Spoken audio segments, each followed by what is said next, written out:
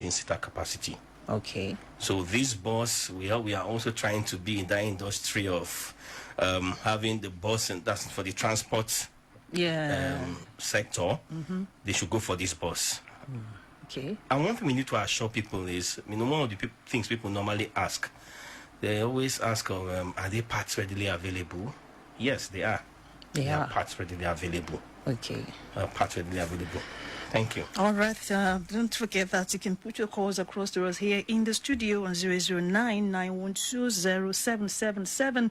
You can also send us your questions via our WhatsApp or through our Facebook page. So you can join the conversation this morning with Dr. Ben and Akan Eperikbe. So keep the questions rolling in. Hello, good morning. Yeah, good morning. My name is Dennis. I want to talk to Dr. Ben. Good morning. How are you doing? I'm very fine, thank you. Thank you very much for all your information. You really helped me.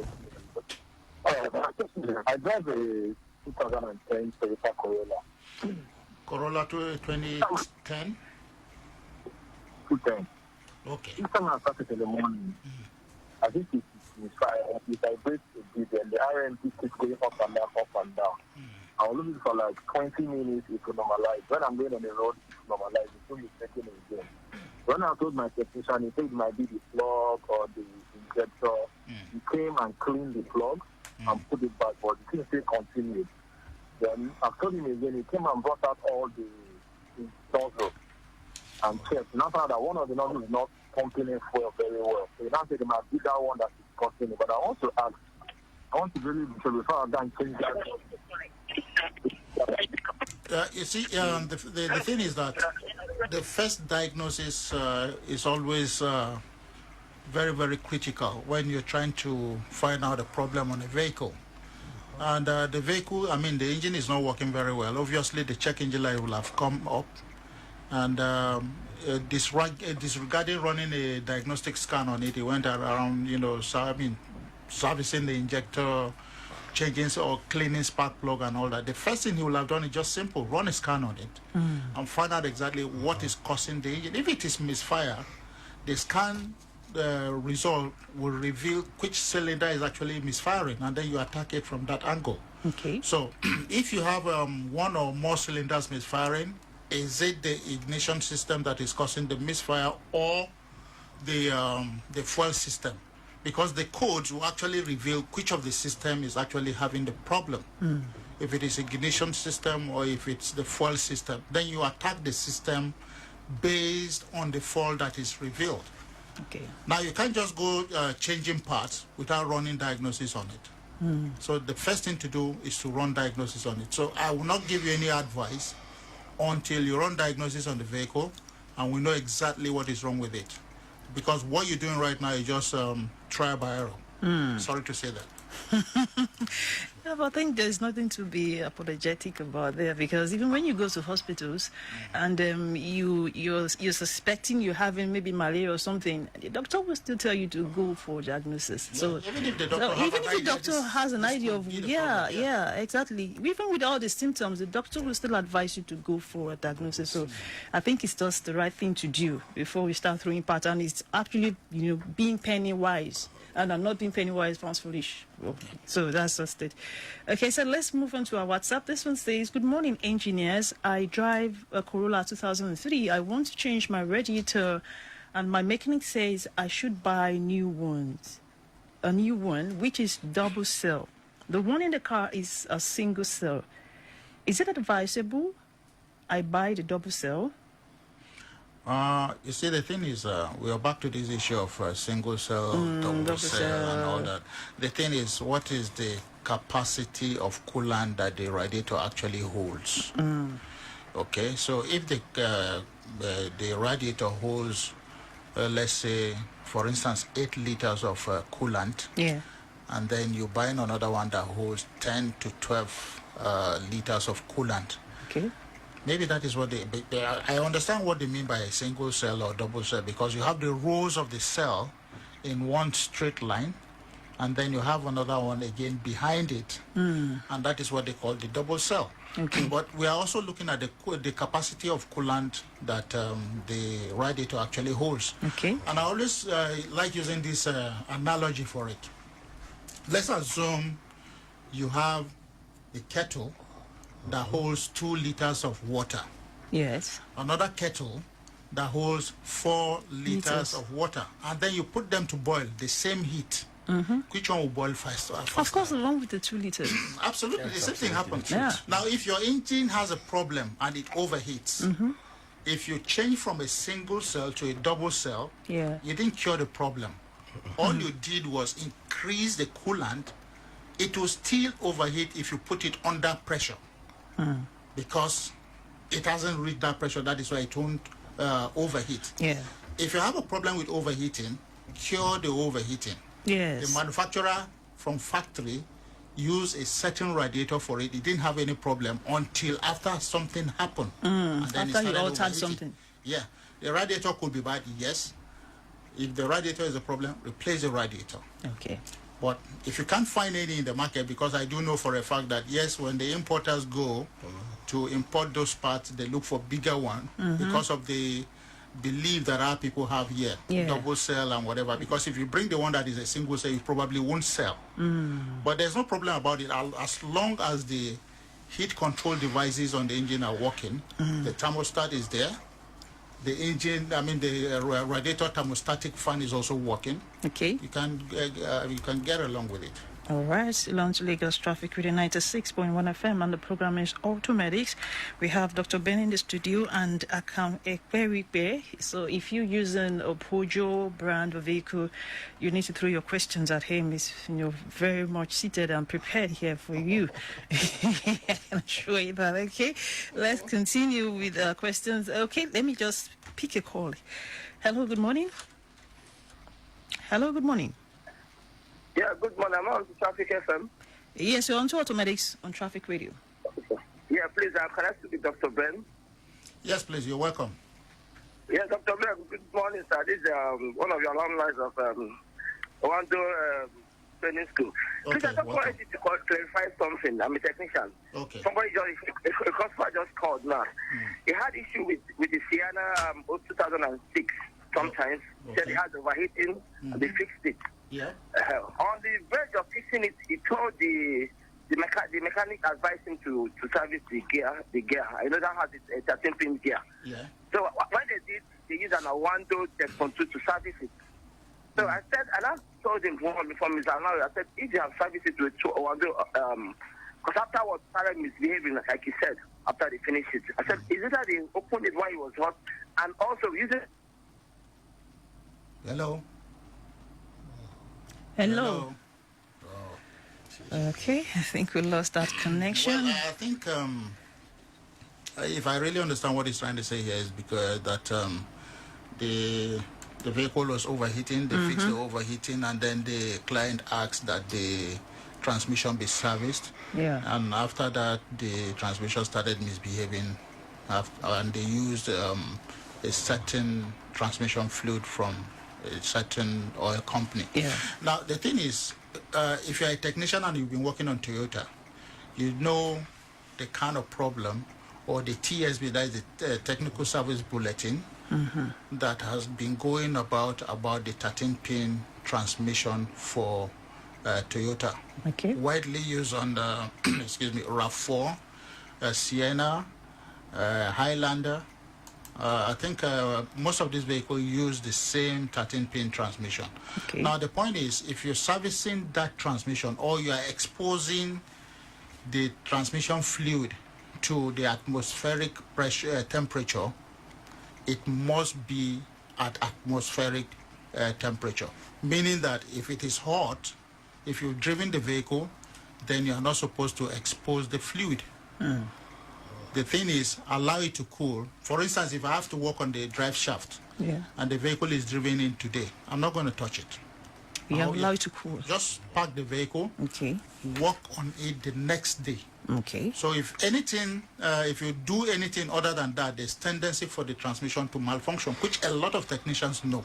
Wow. And there's also a service bulletin about it too. So if the technician did not adhere to that, and it start malfunctioning, then I think he needs to know what to do next. But there should be a remedy for it.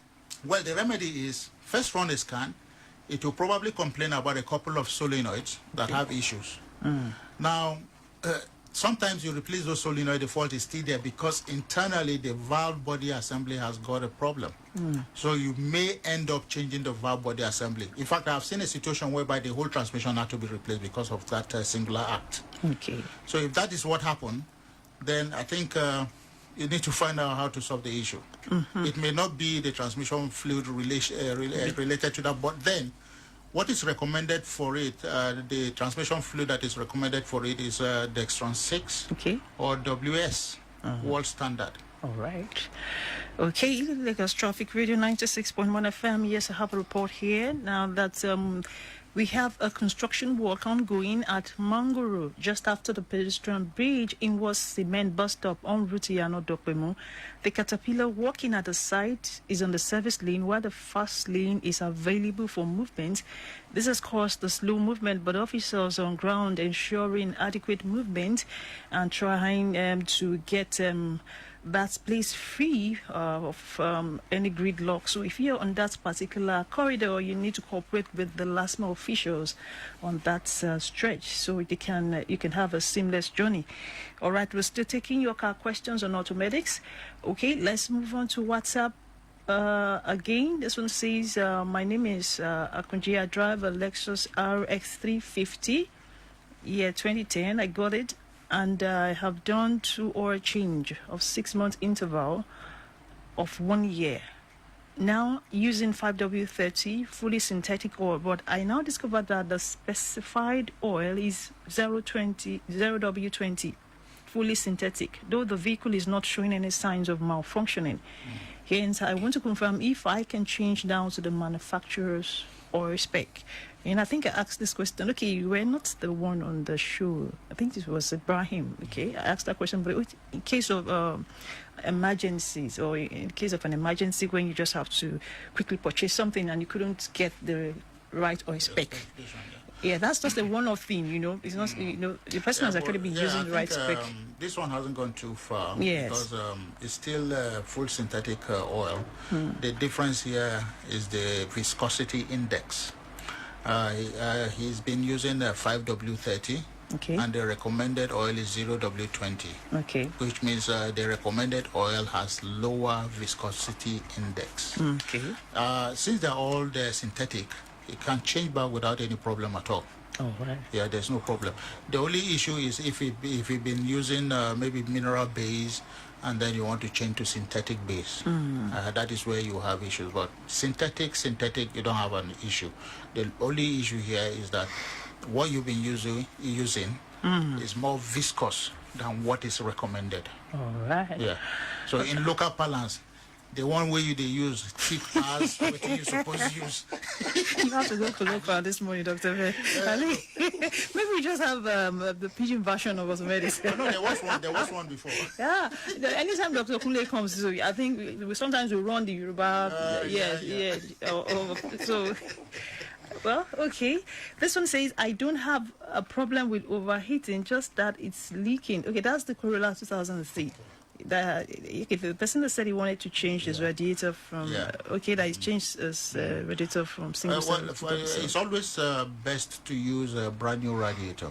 At all time, always good. Not just radiator, everything. If you can afford it, I think it's always better. You should be on the safe side. You can find the one they call the single cell. You can buy the one they call the double cell because that is what is available. But then do not allow them compromise by running the fan direct or remove the thermostat. Exactly. Because the moment they run the fan direct and remove the thermostat, that is when you are going to see the bad effect. That is the beginning of the problem. To burn more petrol. And so many other things will follow after that. Okay. Do you have those problems with Peugeot? Yes, we do. We do.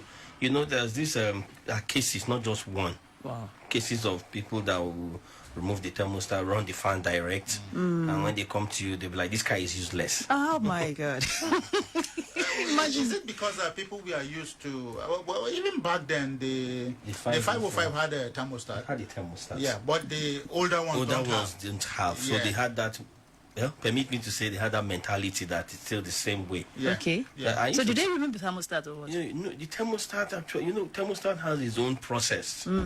So it's not something that it's you remove and expect water to just flow. It opens at a particular temperature. Oh yeah. And that's when the fan peaks. That is why you notice most cars you have, all cars, especially our modern vehicles. Okay. The fan don't tend to peak immediately. It peaks at a particular temperature between 90 and 95 degrees. And once it peaks at that, you expect the fan to now peak. And it peaks on 2 speeds, high speed, low speed. Yeah. Depending on the temperature. On the temperature. Yeah. Okay. So most people really don't get, mechanics make these mistakes at times. I'm like, Oga, permit me to use pigeon. Oga, I beg, come out, na normal thing, na thermostat. Wow. Yeah. I think we talked about that yesterday. Each time they keep telling you the first component that get attacked is a thermostat. Thermostat. And they will tell you to remove it. And guess what? With Peugeot, if such a thing, if you compromise that way, unfortunately, your brain box, as we call it, may end up getting compromised too. And we'll now be talking of, I decided I should change brain box. You say it's too expensive. The car, I can't cope with this car. Wow. But these are little things we all have to do to avoid. It's not really a problem because you were the one that removed the thermostat. So without removing the thermostat, you can't have issues with the brain box. Am I right? Said, sometimes it's just ignorance. It's ignorance. Part of the technicians because they've been used with the old systems. So they assume that. And they don't want to upgrade. They should something. upgrade. Yeah, that's why Automedics is there to come for training. Yes. Yeah, and Ibrahim is there. Ibrahim is. I'm talking about okay. Yeah, Peugeot users. Yeah, we have Akan Ekwe here. So throw your questions at him. Any question you have as regards your Peugeot car, just send it to us or send it to me here on WhatsApp or Facebook. All right, 00991207777 is the number that gets you through here to speak with the expert. Okay, this one says, is coolant a must? Number one question. I used the Toyota Corolla 29. I bought it 2 years ago, and I've never put a coolant. I can't see any color. When I open the radiator, how do I know the coolant to buy and what is the quantity to put? Well, you see, the thing is that you've been doing your vehicle cooling system a disservice for a very long time. The question is interesting. Unfortunately, cars can't talk. Yes, Phil. If they can. Really? Truly. But they can't talk. Yes, by the time they start giving misfires and by the time they start getting cranky and all of that. Yeah. That's when they start to get to the extreme. Yeah. Then you begin to see the effect. Now, coolant is a must. A lot of people think that because it's called antifreeze is because, maybe for temperature regions where there is low temperatures and all that. But the thing is, the coolant actually do two things, or more than two things. First, it lubricates the cooling system because all the rubbers you have there, the hoses, the water pump and all that need lubrication. And then the rubber too needs some kind of lubrication because if you don't get it lubricated, it will brittle and then begin to harden and break. Okay. Yeah. Now, that is number one. Number two, it also increase boiling point and increase freezing point. Which normal water will boil at 100 degrees. If you have impurities in water, it will boil before 100 degrees. Yeah. The same thing, if you have impurities in water, it will freeze before 0 degrees. Now, the coolant expand both extremes. Okay. Boiling point above 100, freezing point below -0. So that is what it does. And then it doesn't allow, the coolant inside, that is the water you have inside, to form sediment. Okay. Because if you use only water, there's tendency for calcium to build inside. And other impurities too that will compromise the cooling system. Okay. So it is a must for you to use it if you want your cooling system. It is a must, yeah. And also, it's like a dye in the cooling system. So if there's any leakage anywhere, you'll be able to see the color. This is not ordinary water. Yeah. This is my coolant. Can be traced. Leaking out. Exactly. I also want to chip in something there. The radiator reservoir itself, some radiator reservoir come in form of the plastic. Okay. White also. Yeah. If you notice sediment, you talked about sediment, you may see some brownish. That is the calcium. The calcium deposits around it. So this coolant actually helps and assist in breaking such deposits. Wow. Okay. That's a nice one. Okay, let's take another call. Hello, And good morning. okay, he talked about the color. Well, you don't have anyone in it now. You can use either the green or pink, whichever. Hello. Hello. Hello, good morning. Good morning. This is Yinka calling from Lagos Island. All right, Okay. Yinka, you're welcome. You're welcome to Automedics. I have this 1997 Nissan Amera. Okay. Yeah, the issue I have with it is the vehicle is wasting too much oil, but I found that the air duct, the oil is going into the air duct. Whenever I use my filter, I find the oil there, a lot of oil there. Yeah. So, and the mechanic told me that I should do an engine overhaul. Yeah. So, I don't know what to do now. Maybe I should go to the mechanic, or I don't know. Maybe there is a reason why the oil is getting to the duct. Okay. I think your mechanic is right. If you have a lot of oil getting into the intake manifold, there's something we call the PCV valve. That is a positive crankcase ventilation. There's a valve there that connects to the inlet manifold. Okay. Now, when the engine becomes weaker, you have what we call pressure bypass, or let's say bypass gas from the combustion chamber that leaks through the piston rings down into the oil, into the crankcase, and then causes more pressure to be built up in the crankcase. Now that pressure will push the oil through the PCV valve and then force the oil into the inlet manifold. If you see on older vehicles, you know what they do? Instead of leaving that hose connected to the inlet manifold, they remove it and then drop it underneath the vehicle. Now you will see that you have two exhausts. The main exhaust is there, probably not smoking that much, but the other pipe that they drop underneath the vehicle is smoking than the exhaust. Because if they leave the pipe there, you know what will happen? It will keep making the engine run very rough, and eventually the engine might go off. Because the engine is not getting fresh air to breathe in, it's breathing in, waste product. So it might cause the engine to go off. So that is why they remove the pipe and then drop it there. So your mechanic is right. You need to overhaul that engine. Okay. But the easier is, you mentioned about control valve. Is it the same thing as the PCV valve? That is the PCV valve. But the thing is, even if you replace the PCV valve now, it's not going to do you any good, okay? Because the pressure there will still overcome the PCV valve and force oil into, because the PCV valve is supposed to relieve the crankcase of excess pressure. Okay. Now the pressure there is too much that the PCV valve can not hold, even if you replace it, because it's a tiny diaphragm. Okay, that makes my mechanic is very right. He's very right.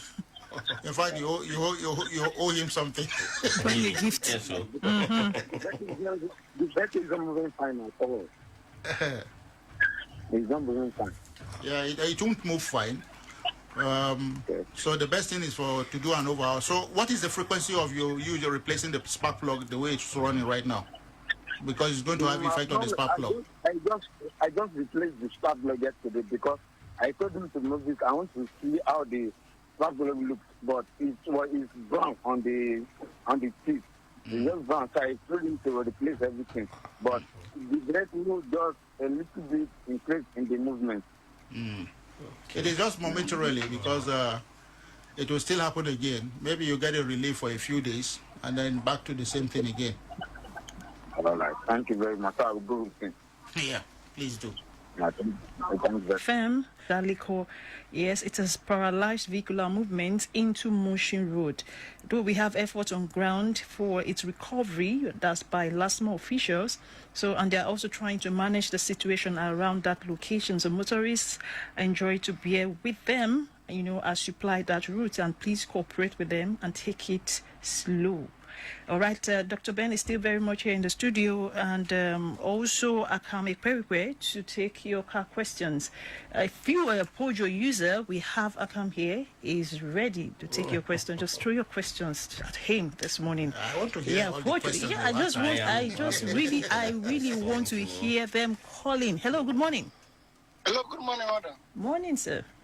My name is David. I'm calling from Lagos. Okay. I just want to quickly find out about something. Yesterday, I turned on this heater. When you on the AC, you want to feel heat, you on it. But I discovered that the heater is blowing cold instead of heat. So I still let me confirm what's the problem. It's blowing cold air instead. Instead of heat. What kind of vehicle is it? It's Corolla 06. Okay. Well, I guess what your mechanics have done is to route the coolant hoses that go to the heater matrix. They have looped it off. So when they do that, coolant will not get into the heater matrix again. The heater matrix is like a small radiator that is placed behind the evaporator. So each time you put on the heater, it allows the water to flow into the heater and then close a flap over the evaporator, so you don't have cold air coming into the cabin again, only hot air will be coming in. So if they have worked on the evaporator unit before, it is also very possible that the blender doors on the evaporator has been compromised. That is one. And then secondly, that they have disconnected the heater matrix from the engine. But I've never worked on anything concerning evaporator or anything. Yeah, but your mechanic have worked around the engine before.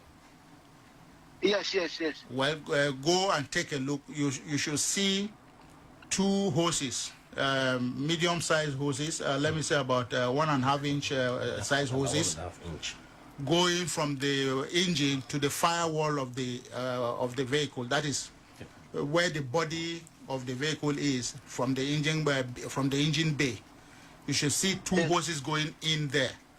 If you don't see those two hoses, you only see two end of aluminium pipes, or maybe the pipes, or the pipes are connected together. Then it means that the heater has been disconnected. Okay. Yeah. I'll find out, sir. All right.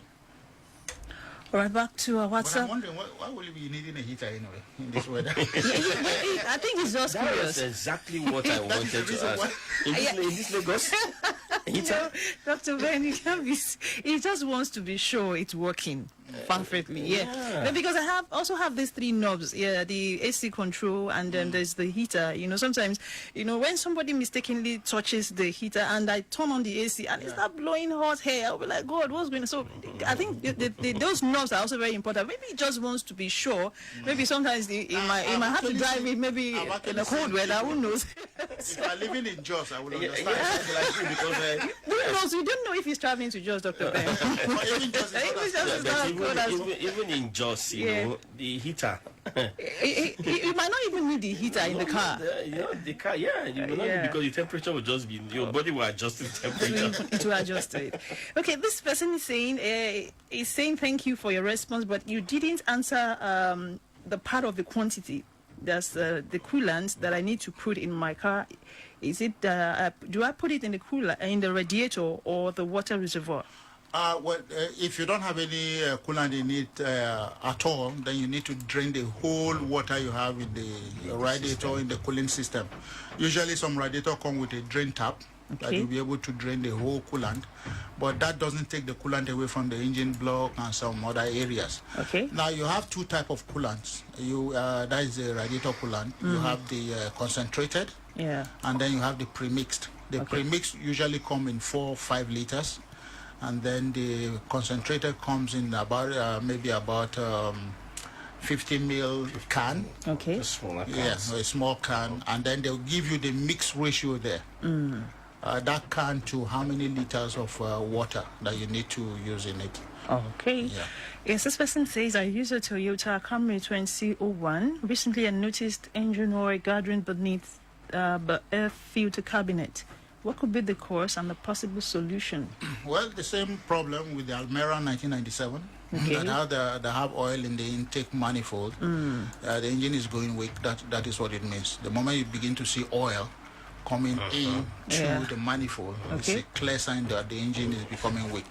Except on some engines that have special PCV valves that are built with the valve cover. Yeah. Well, on some of them, it could be the PCV valve that is a problem. But for a 2001 Corolla, I don't think it's the PCV valve that is a problem. Okay. Yeah. This person says, please, my Honda Accord 2008 always flash this ECO light on my dashboard. I hope no issue on the car. ECO, that is economy, or the econo mode. Okay. If it is flashing without you driving, then it means there's a problem. It's showing that the economy is not working. Okay. And it could be because of an emission-related problem. If any of the emission system has an issue, it would knock it off, which means the vehicle is no longer driving on economy mode, meaning that the fuel consumption will be on the higher side. Yeah, so you need to run a scan on the engine. If the eco sign is coming on, there's tendency that the check light is also on. Wow. Yeah. Okay. This person says, I noticed that on some Toyota Camry and Sienna, their dashboard cracks. What is the issue? Dashboard. It cracks. I think it's sometimes it has to do with the owners of the vehicle and certain behaviors. If I park my car under the sun without a shade, yes, and I know I'll be away for over an hour, I wind down the glasses slightly. So that high temperature doesn't build up inside the car. Material, most especially the plastics inside the vehicle. Okay. So when you're parking, that is why sometimes too, some people have shade that they put, deflector that they put on their dashboard. Okay. So when you park, you spread it over your dashboard and then it deflects excess sunlight away from your car. Excess sunlight. Yeah. But what if you're always using your AC? It doesn't matter, but at least you're going to park the vehicle somewhere. Let's assume you go to work, you are at work and your vehicle is outside. Okay. So what happens to it? Okay. Yeah. So that means you should always sometimes you find out that the interior become very sticky, gum-like. Yeah. Because you park in the sun with the windows wound up. Wow. All right. Okay, this one says, after the change of my AC to manual, I've been having... Dr. Sorry, we had to. What the problem is. What's that reaction? Okay, having issues with the RPM unstable. Yes, due to this, the fan runs direct. The problem and the problem persists. What's the way out now? Revert back. Revert back. Revert to factory settings. Revert to factory settings. But is it possible for one to actually change one's AC to manual? You've been on this program. You had a lot of people be talking about it. Yeah, but as in, what would have, what would have made him to do Yesterday on this program, someone said they changed the AC compressor to manual compressor. Yeah.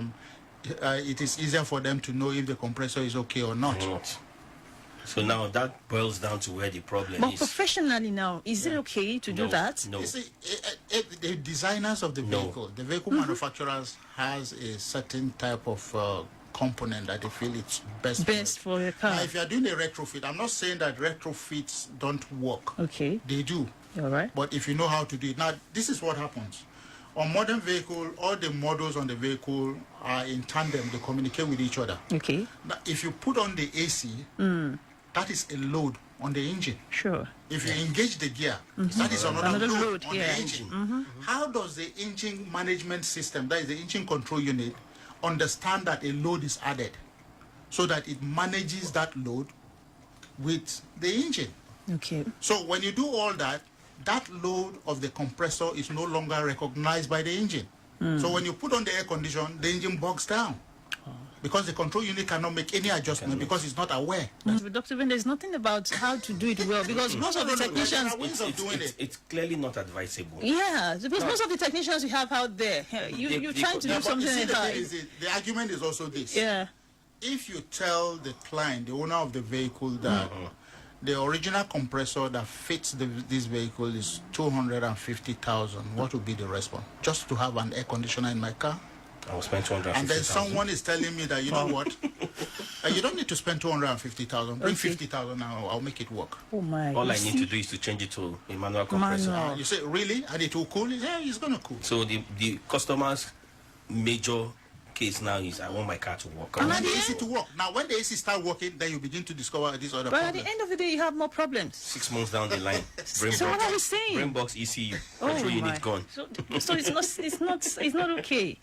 All right, I hope they'll listen. Okay, this one says, I work on my shafts. After that, I discovered roller 2005. Well, if they change the seal and it's leaking, I'm looking at what they actually did there. It's either they didn't get the right size of seal, or the procedure they use in putting the seal in is wrong. Okay.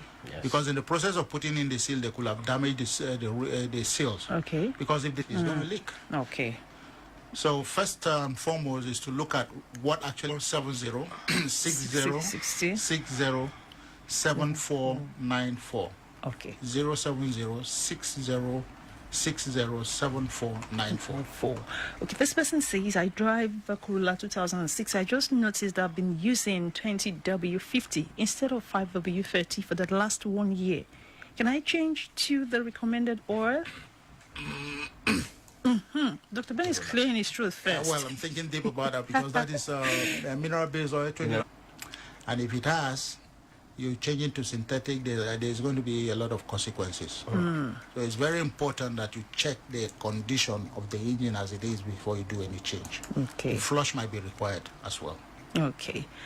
Corolla 2003, anytime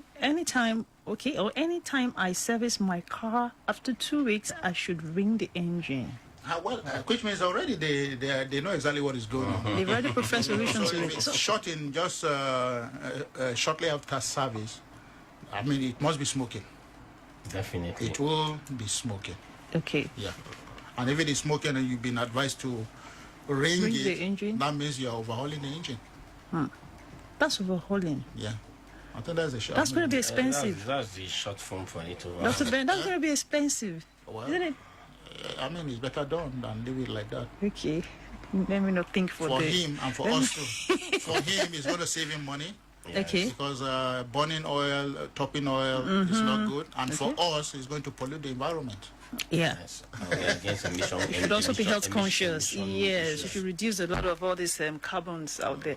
Okay, this person says, I drive a Toyota Avensis 2005. I had issues with my RPM going lower than 800, which vibrates a lot.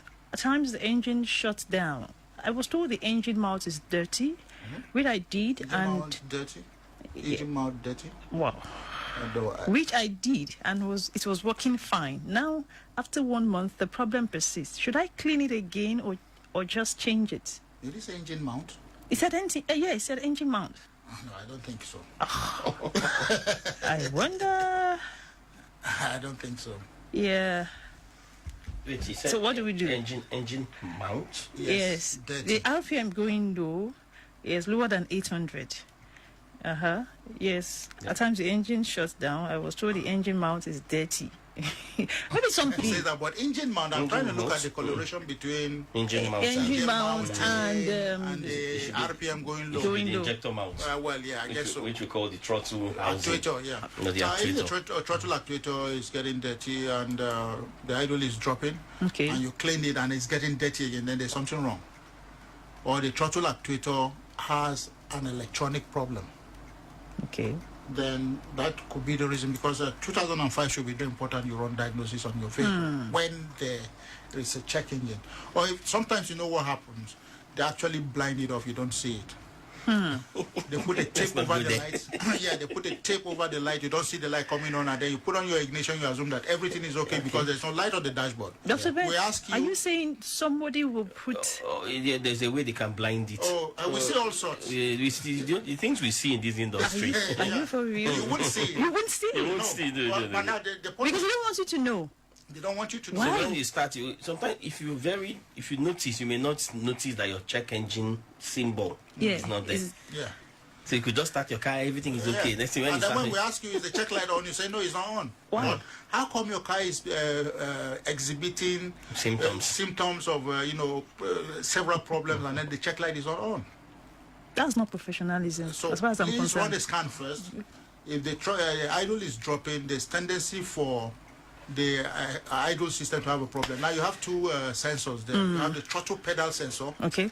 Then you have the throttle position sensor. Now, if the two of them are not in tandem, there's tendency for the idle to also be very, very erratic. All right. So run the scan on it and let's know what is actually And going give on. us And the then code. sometimes you could have intake air leaks, Yeah.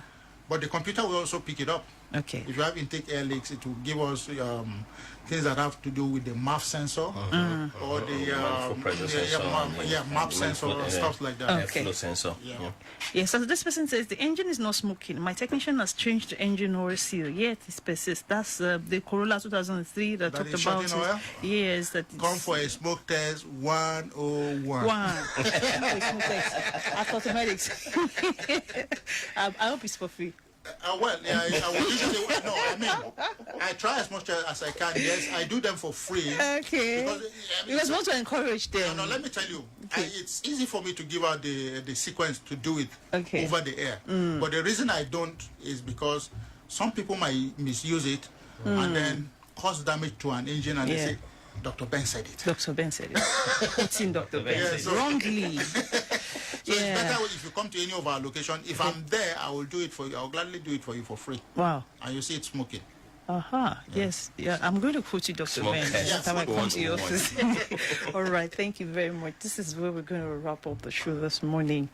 I want to say a very big thank you to you, Dr. Ben, and Akam Ekwe. Although we didn't get any question. Yeah, I was actually expecting better. Of course, Not to worry. Just don't worry. Don't worry. We're still here. His phone busy. Yes. So that, I did my number. Yes, your number. So we have to just read out your number to them so they can call you after. And don't say, just expect a lot of calls. I Yes. will. No problem. It's So okay. let's have your number. I have Dr. Ben to push them to. Okay, quickly your number so they can call Okay. you after this time. Okay.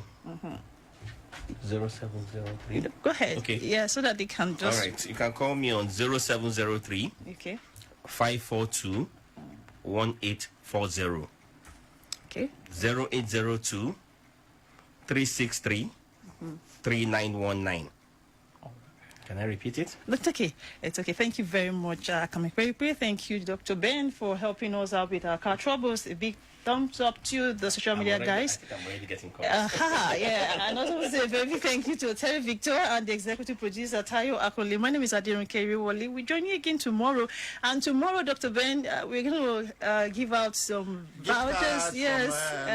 From Lagvis. So, and I'm going to ask you some questions. We're going to throw out some questions. A set of questions for those who will be lucky. Okay, so we join you again tomorrow, same time, same station here on Automedics, Lagos Traffic Radio, 96.1 FM. See you tomorrow. Bye.